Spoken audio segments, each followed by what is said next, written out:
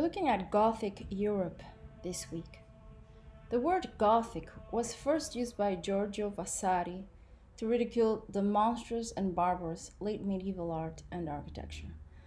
Gothic was a medieval style developed in northern France out of the Romanesque style in the 12th century AD. In the Gothic period, intellectual and spiritual life shifted from the monasteries to the cities. There was a dramatic population boom. Hundreds of new towns were founded, and the old ones thrived, and local and long-distance trade flourished. There were new intellectual impulses, new universities. Paris, Oxford, and Cambridge were the first ones. Massive society was still the dependent peasantry, unfree, laboring under an extraordinarily rigid system. It was perhaps because their lives were so harsh that the cathedral meant so much to them. It would have been a contrast between the squalid conditions of their lives and the splendor of the cathedral. The sculptural elements I showed you, these first ones and this one in this slide, are called gargoyles. They are water spouts designed to conduct water from the roof and away from the side of a building in order to prevent rainwater from eroding the walls. These particular gargoyles are of the Notre Dame Cathedral. Let's look at the beginnings of Gothic. It's very rare in the history of architecture that a new style can be pinpointed to a specific place and time. But this is the case here in the Basilica of Saint-Denis in France, where for the very first time the Gothic style was created. So we're looking at the 12th century. The architectural elements of this church had been used before, but what is new and unique here in Saint-Denis is the new sense of the organization of the space. The divisions are now played down in favor of an overall unified space that flows from one side of the building to the other. Here at Saint-Denis, the divisions between units, like the walls, have disappeared in favor of the vast expanse that seems to float around. And also the space is filled with light. The wall as a surface has disappeared and has been replaced by translucent screens of glass. All this was due to the influence of one of the most extraordinary people in the 12th century in France, Abbot Suger of Saint-Denis. Suger believed that the light flooding the choir through the stained glass windows was a revelation of the Spirit of God. The choir is the area that provides seating for the clergy. So it was possible, he said, to create in a church a strange region of the universe suspended between earth and heaven. In 1144, Suger consecrated the new choir at Saint-Denis in the presence of the King of France, his nobles, the chief archbishops, and bishops. The choir is seen here at sunset. It's a lovely orange light. They were dazzled by what they saw. They returned home inspired to equal and even to outdo Suger's creation. All other churches would soon show the influence of the Saint-Denis. The medieval cathedral was the focus of popular pride and intense rivalry. The prestige and importance of the town was determined in a large extent to the size and height and beauty of its cathedral. And you see what they did was to raise the vaulting higher. At Chartres Cathedral, the height of the vaulting is 121 feet. At the cathedral at Amiens, the entire population of the city, some 10,000 people, could attend one ceremony, and its vaulting reached a height of 139 feet. So these are structures that were never before made. At the Beauvais Cathedral, aiming at a height of 158 feet, went beyond the limits of medieval engineering skill, and the walls of the choir collapsed. Despite these isolated disasters like this one at Beauvais, Gothic triumphed over much of Europe over a few generations. Interior supports of the south transept is what you're looking at, that hold up those walls that are also walls of crystal. Let's look at England, at the Wells Cathedral.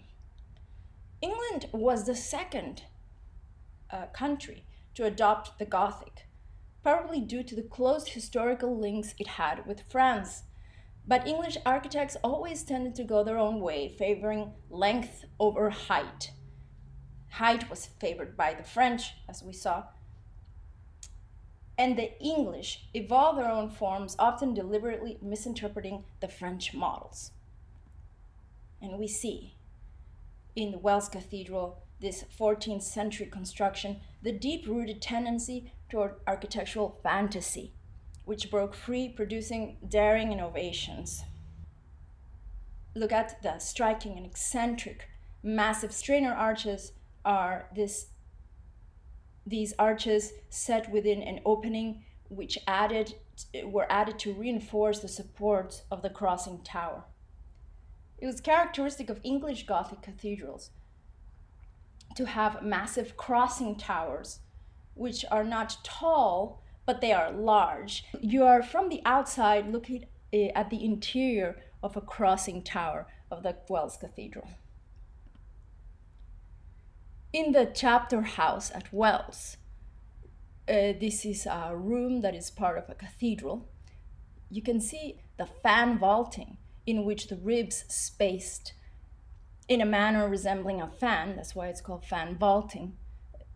This is a very common element used in Gothic England.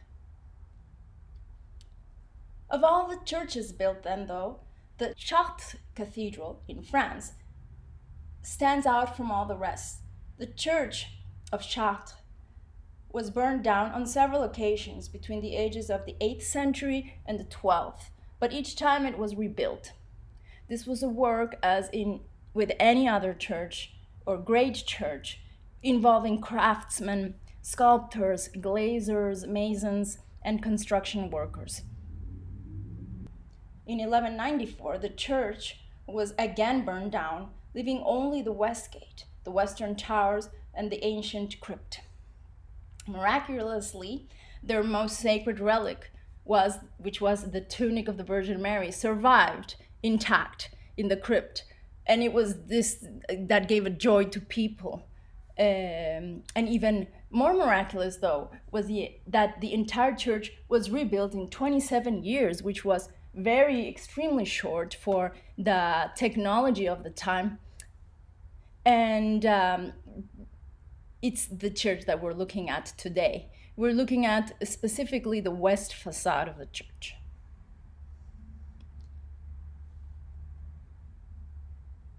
This is a close-up of the west front at Chartres, the so-called royal portal, which is the only group to have survived the calamitous fire. So it's a church then that has architectural aspects from different times. Here in Chartres, we see the culmination of 50 years of architectural experimentation and development. We started the door with those tall, lean pillars that rise from the floor, uninterrupted, towards their capitals and their arcades, those string of columns side by side, and the front side directly towards the vaults. And the second level is that horizontal wall passage that provides a little relief from the vertical, which prepares us for the most spectacular elements of Chartres, those enormous clerestory windows. As tall as the arcs below, these clerestory windows take up the full expanse of the walls.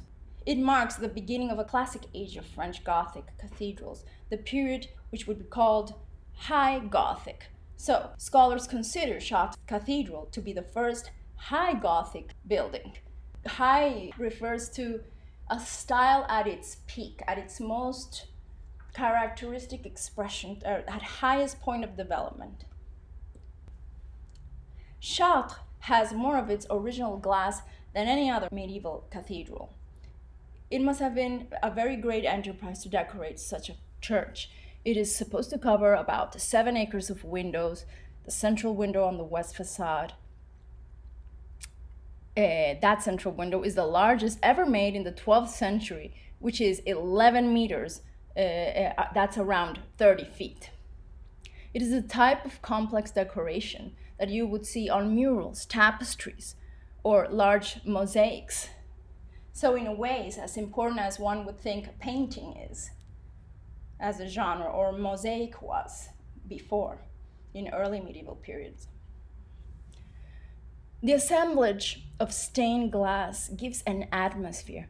It is a church where people pray. So the stained glass gives a light which is not natural, which is another light. The moment you get inside the church, the light changes, so you're really in another world, a sacred place, or a grand piece of jewelry, to put in other terms. You are also in semi-darkness, depending on the light of day, appropriate to what is mysterious.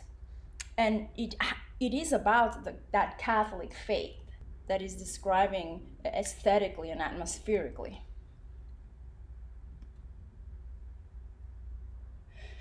And what makes possible the size of those windows and the openness of that wall is the last major structural advance in Gothic architecture, the external flying buttresses.